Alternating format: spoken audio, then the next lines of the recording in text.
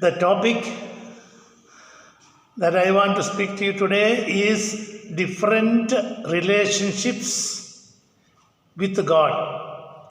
Different relationships with God. Who are we? Who is God? What is our relationship? Most of these things are already known to you, but we don't use it properly. We are not sure what to do with all these different relationships. I have about 14 points today. 14 points, I will give you one by one. It doesn't take much time. And first relationship we have is that God is our creator. We are the created beings. So the relationship with God, first of all, is that God is our creator and we are his creatures. We are created beings. And for that, of course, you have to read the book of Genesis chapter 1. When I was reading that chapter 1 again, you know what I found out? Verse 3 says, "Let there be light, and there was light. God saw that the light was good." So, good. God created something and said, good. And again, verse 10 says, it was God, so it was good. Verse 12 says, God saw it was good. I'm talking about Genesis chapter 1. Again, in verse 18 says, God saw it was good. So, whatever God created, only good things. Okay? Again, verse 21 says, God saw that it was good. And then, again, verse 25, God saw it was good. Finally, verse 31, when God created man and woman. Okay? Always good. When he created everything on this earth except human beings. Once he created man and woman, you know what God is saying? Very good. So after creating us, only God is saying, very good. Before we were created, it was only good. Then God told, it's not good for man to be alone. So first time, God is saying, not good. What is not good? Man should not be alone. The right time comes, he should get married and as much as possible live together with your wife. And so God created the woman and gave. And then also God said, it is not good to eat that fruit. That particular fruit, don't eat. But this lady, what she is saying, the woman saw that the fruit of the tree was good for food. So she is saying good. That is a mistake. Okay, so everything is going wrong. When God is saying something is not good, you are saying, yes, it is good. And we all have the same attitude. We know that many times God says, no, that is not good. We say, no, that is good. So, trouble, start. Now, I'm not going to the details of that. I'm only trying to say what are the relationships we have with God. First of all, God is our created. I am his created being. So it is constantly we should think about, God, you created me. Thank you so much. Look at your body, look at your hands, look at your feet, look at your fingers, look at your body. And then you say, Lord, you created me. And you look at all the trees and mountains and hills and valleys and flowers and trees. When you look at all these things, you say, God, you created. Thank you so much. It's all for me, for us. Okay? That is the first point. Second point is Matthew chapter 6. Now we come to the New Testament. And it is, all of us know, when Jesus started to teach the disciples how to pray, The first word he said, our Father in heaven. What is the second relationship? He is my Father. What was the first one? He is my Creator. What is the second one? He is my Father. I know some of you don't have fathers. I know that. They already passed away. Some of you have fathers. Maybe you don't have good relationship with them. I don't know about that. Maybe. Some of you may have fathers who are very close with you. So different attitudes. Some of you don't like your father because of various reasons. God knows that. Our fathers on the earth will not be the best. Some will do wrong. Some will not be able to look after you properly. Some have got bad habits. Some of you are not looking after well. And so God says, Father in heaven. So we have God as our Father. Okay? This morning, I am going to give you 13 or 14 points. Then you come to the relationship and say, who is this God for me? Is he only creator? No, not only creator, he is also my Father. So those of us who have difficulty with our fathers, you just go to the Father and God the Father and say, Lord, you are the best Father. Thank you so much. So our relationship is going to be very strong from today onwards. What is the third point? Now, of course, if you read Isaiah chapter 9 verse 6 says, he is our everlasting Father. Everlasting Father.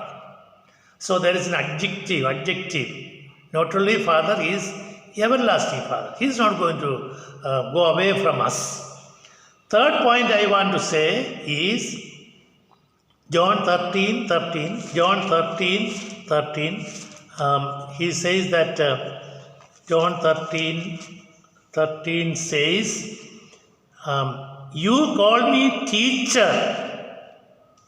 You call me teacher and Lord. Rightly so. So who is my Jesus? He is my teacher. You want to learn? He is the right person to teach you. I am learning from him directly, continuously from the Word of God. And Jesus came and he took 12 disciples, taught for 3.5 years.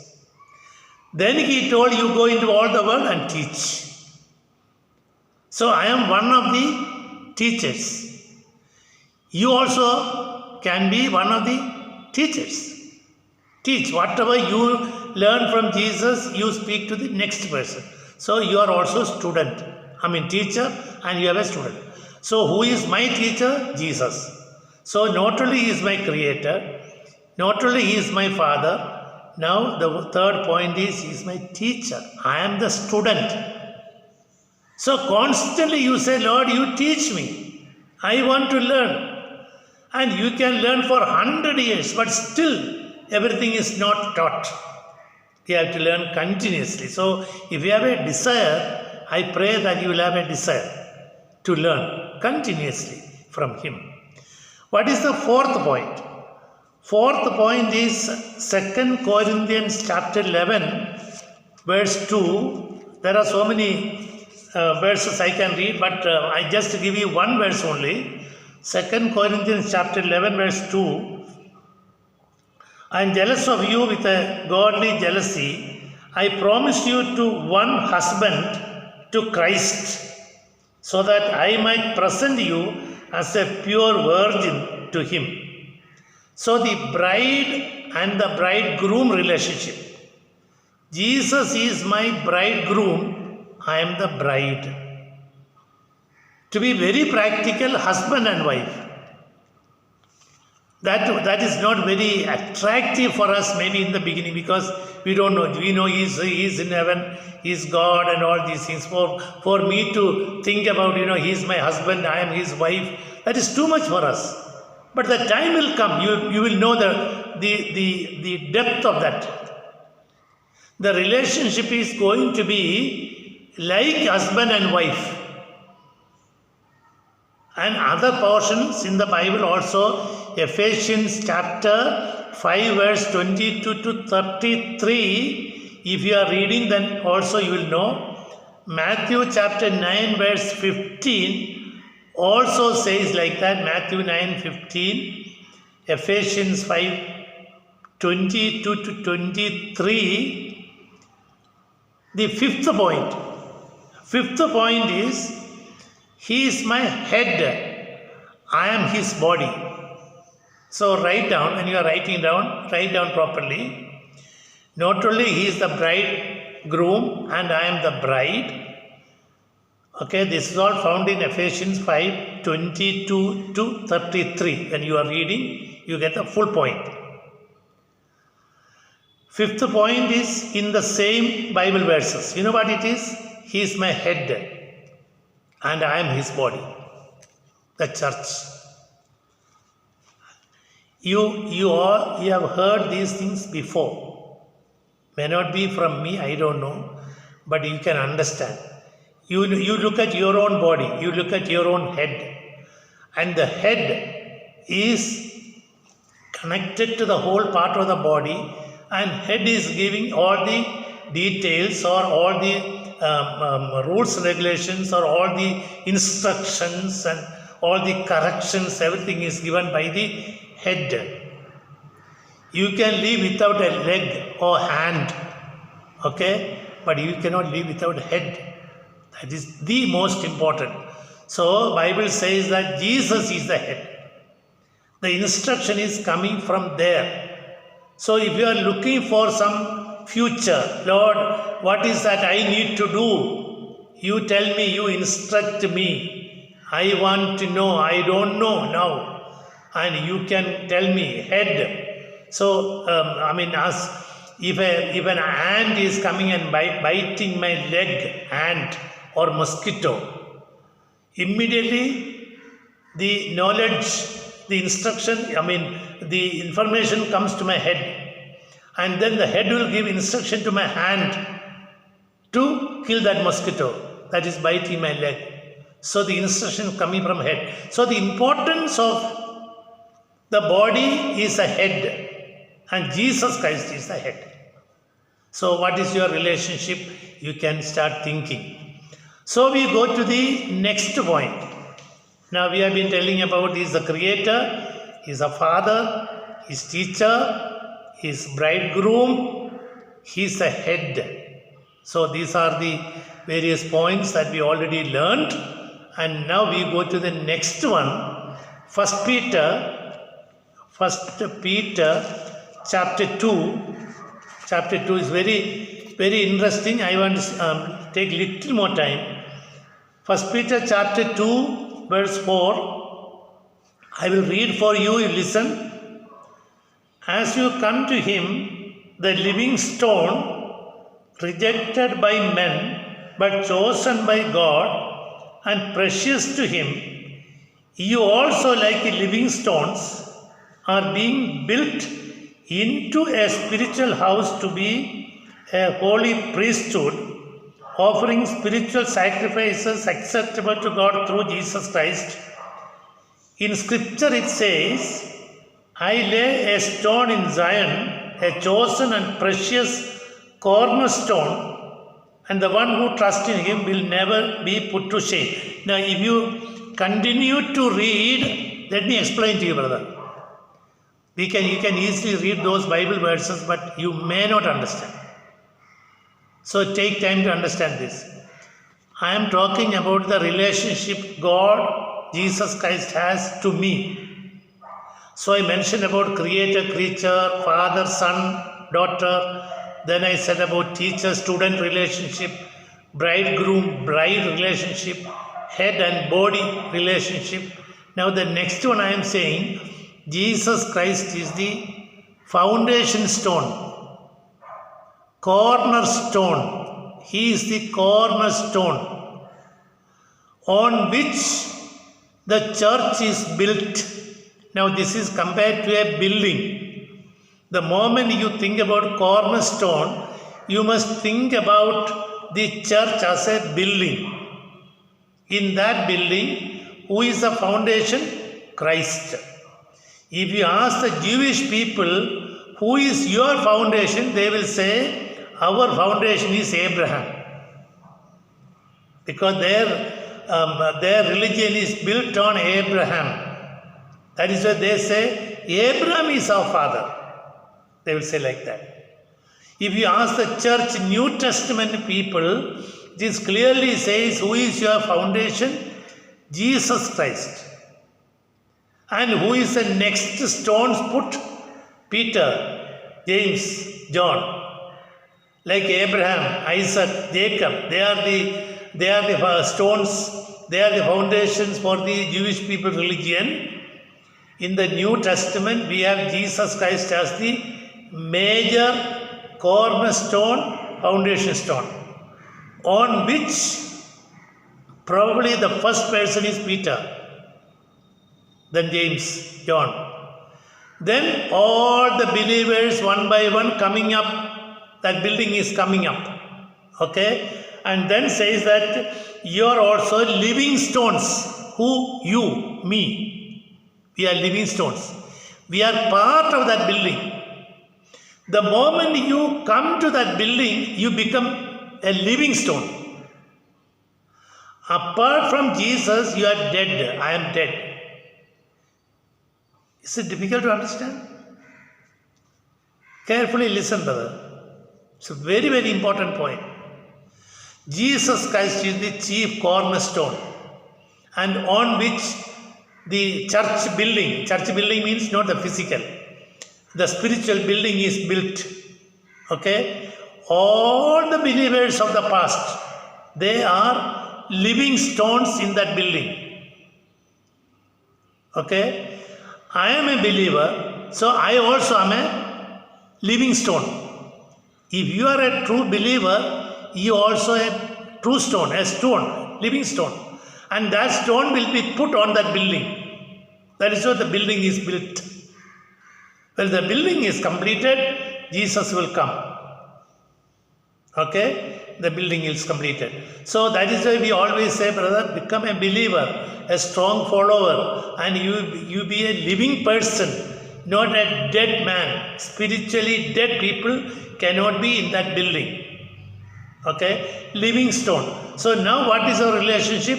Cornerstone and living stone. Who am I? I am living stone. Who is Jesus? Cornerstone. Okay? Chief cornerstone. Okay. Now we go to the next point. What are the relationships we have with our Lord Jesus Christ? This is what we are learning. And you know that John chapter 15, verse 15, Jesus is saying like this. He's saying like this. 15:15. I no longer call you servants, because a servant does not know his master's business. Instead, I have called you friends. So who is Jesus to me? He is my friend. Oh wow. That is too good, man. Somebody who you can trust so well and go and sit and talk. He will not tell any of your dirty things to anybody. You can talk to him anything you want. Don't go and tell all your dirty things to all the people. There may be some friends. Yesterday we had to send out one person from the center because he is not a positive person in the center. He is trying to speak dirty things and confuse the students there in Bidrahalli. We sent him out yesterday. He is not a good friend. But that does not mean Jesus Christ has left him. No, we are praying that he will come back. He has to.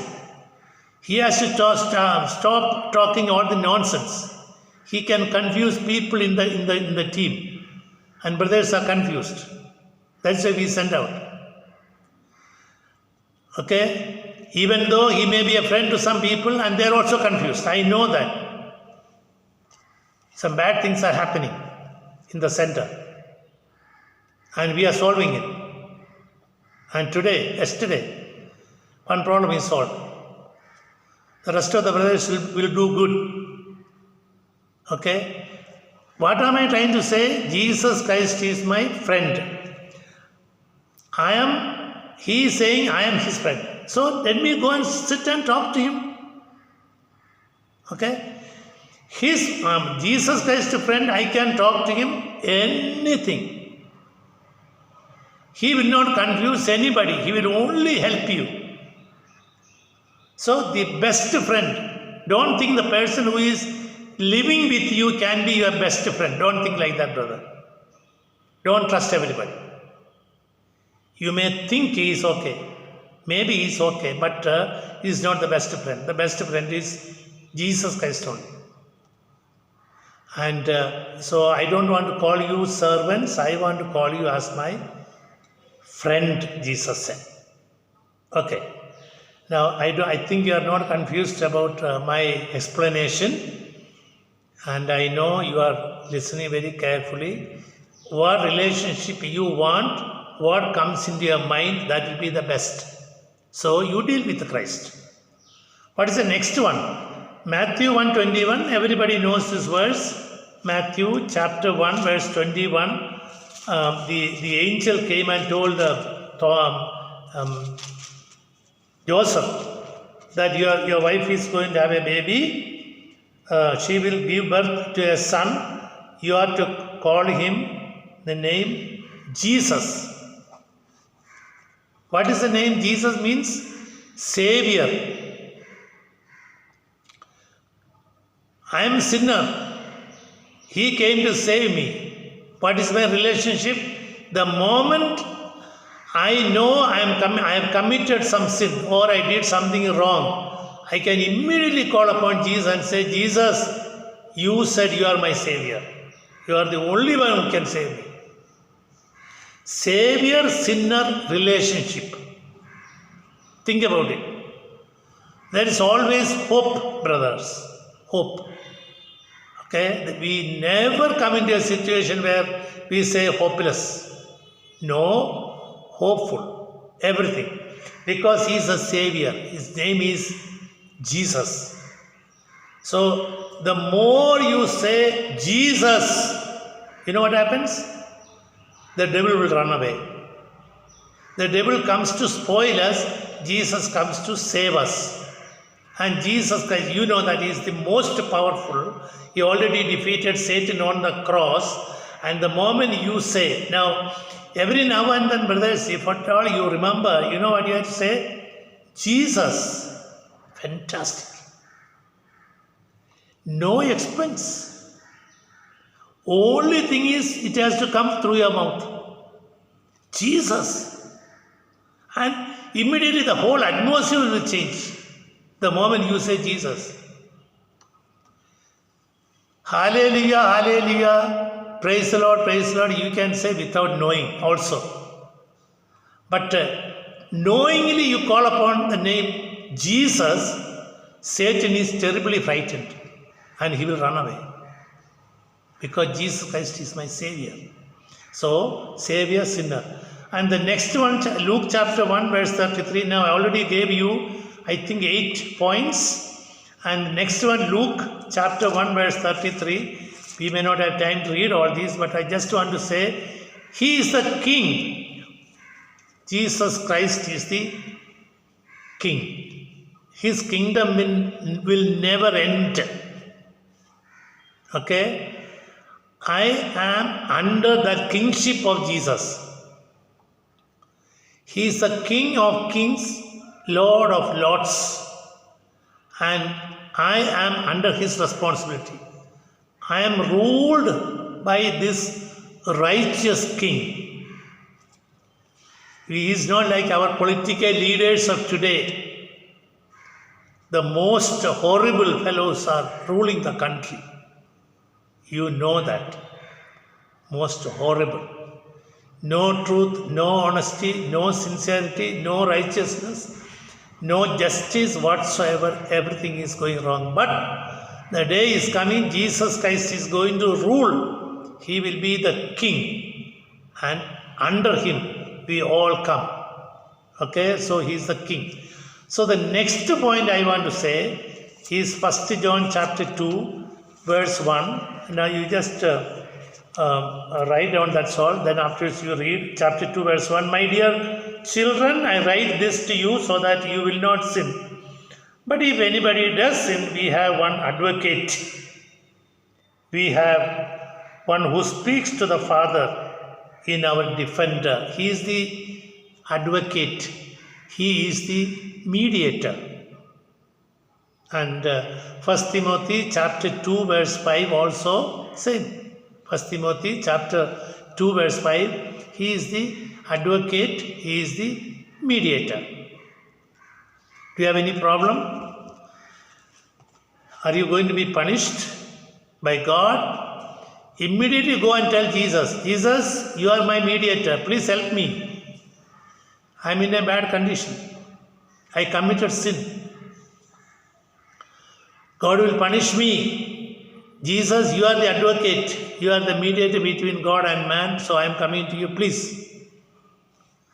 Brother, we have all the solutions.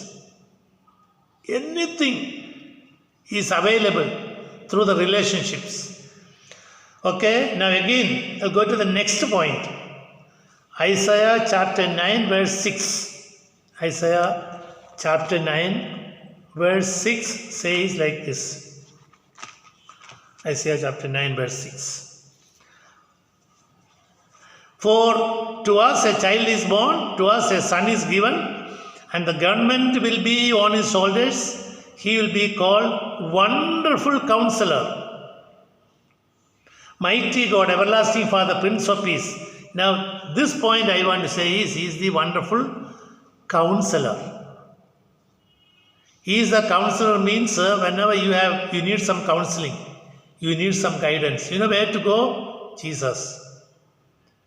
How will you get it? By reading God's Word. Wonderful Counselor. If he is a counselor, who am I? I am counselee. Counselee, one who receives counseling. So whenever you need some help, some advice, some suggestion, some encouragement, okay, some problem you are facing, you go to the counselor. And nowadays counseling is extremely important. Wow, how many families are lost, how many husband and wife are there separated or they are in the verge of divorce. And on and off, many times different people call me and say, Pastor, I counseled this person and they are about to break the family and God helped me and I counseled and now they are back. I remember me, by the grace of God, counseled many people. Many problems solved. You know why? Because Jesus Christ is the great counselor. Through him I also can learn. So when I come to Jesus, he is a counselor, I am the counselee. I am learning. When I am sitting with you, the counsel that I received from Jesus, I will be sharing with you. You can share, you can be a counselor under the leadership of Jesus Christ. You can also share with other people. Help them. They don't know what is what. They say so many things that may be very foolish. Go and help them. No, brother, what you are thinking is foolish thoughts. I want to give you some wise advice. We need that. We need more staff members like that in our centers. We need people who can counsel. Those of you who are listening, you must become good counselors. Think about how you can help out people in their foolish thoughts or attitudes or decision making. Many times many people make mistakes, so kindly help. How do you learn? Learn from Jesus. Who is he? Wonderful Counselor. Okay, next one. We have only 2-3 more. John chapter 10 verse 14 says, next one. John chapter 10 verse 14 says, I am the good shepherd and you are the sheep. I am not reading that portion, but you already know. Who is Jesus? Good shepherd. Who are you? Who am I? I am his sheep. And the sheep will listen to the shepherd. Why shepherd? Shepherd is always, aimless animal. Why we are not called to be any other animals? No, sheep, you know why? Because sheep has no guidance. Without a shepherd, a sheep can never live. Understand? So, if I am a shepherd, I can be really lost. Jesus saying, I am your shepherd. You listen to my voice. Follow me. So, shepherd-sheep relationship. Understand? And then the next two more points I will say, and then we'll stop. Isaiah chapter 64, very interesting. Maybe many people did not think about it. Isaiah 64 verse 8 says, O Lord, you are our Father. Next one. We are the clay, you are the potter. You are the potter. I am the clay. The relationship. Now you have to meditate it to understand this depth of this. You know that there are flower pots are there, cooking pots are there, water pots are there, many vessels are there. Who created? The potter.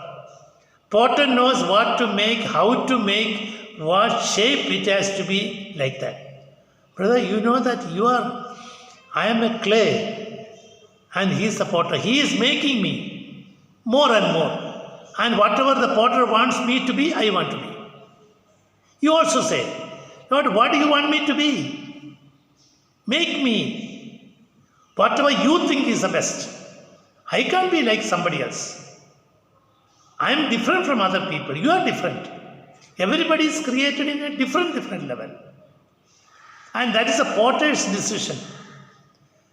The clay doesn't make any decision. And we are the clay. We say, Jesus, you are the potter and I am under your care. And please help. Okay, because of our time, I have to go one more point, then finish. Matthew chapter 12, verse 50. This is the last point. Please discuss, please understand, please read again, meditate later. I am only giving the Bible verses. Matthew 12, 50 says, Jesus said, those who are doing the will of my Father who is in heaven, they are my brothers and sisters. So what is my relation with Jesus? He is my brother. I am his brother. Fantastic. That is very close now. More closer than the friend. And all these relationships, what is relationship you want? You think about it. Don't forget. Of course, we always call Abba, Father, Father. Oh God, you are my Father. That's good. That is only one. But what about other 13, 14 relationships? Don't forget. It is not one. See, me, I am a grandson of my grandfather. I am the son of my father. I am the father of my children. So everybody has got different relationship. But when it comes to God, everybody is equal. Everybody is equal. You also. So creator, I am creature, he is father, son, teacher, student, bridegroom, bride, head, body, cornerstone, living stone, friend, savior, sinner, king of kings, and I am under him. Advocate, mediator, wonderful counselor, shepherd, sheep, potter, clay, brother, relationship. I hope you understood this. And keep reading and go in the right direction. May the Lord help us. Let us pray and close. Father, we have read many verses. There are more than what we said today. The relationship, we can never finish speaking. It's too many relationships we have. Guidance, continuous. Please have mercy upon us, Lord. And all these 13 relationships we mentioned, help us to remember. Maybe we may forget some, but other points you please bring it to our mind so that we will come back to relationship with you. Thank you for answering our prayers. Jesus' precious name we pray. Amen. Thank you, brothers. God bless you. Very happy to speak to you today like this. Amen.